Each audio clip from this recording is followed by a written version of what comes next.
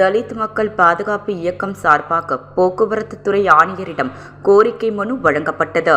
புதுச்சேரி தலித் மக்கள் பாதுகாப்பு இயக்கம் சார்பில் புதுச்சேரி ரிக்ஷா ஆட்டோ ஓட்டும் மகளிர் தொழிலாளர்களுக்கு புதுச்சேரி நகராட்சி மூலமாக வழங்கப்பட்ட ஆட்டோ ரிக்ஷா தரமற்றவை, அந்த ஆட்டோக்களுக்கு இன்சூரன்ஸ் இல்லை, அடையாள அட்டை மற்றும் பாதுகாப்பில்லை மற்றும் அந்த தொழிலாளர் மகளிர்களுக்கு நிரந்தர வருவாய் இல்லை.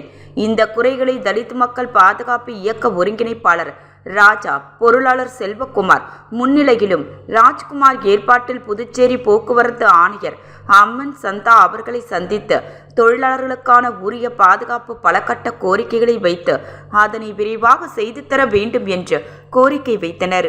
மேலும் ஆணையர் இதற்கு உடனடியாக நடவடிக்கை எடுக்கப்படும் என்று உறுதியளித்தார். தொடர்ந்து நடவடிக்கை எடுக்காவிட்டால் தொழிலாளர்களுடன் போராட்டத்தில் ஈடுபட போவதாக தலித் பாதுகாப்பு இயக்கத்தின் நிர்வாகிகள் தெரிவித்தனர்.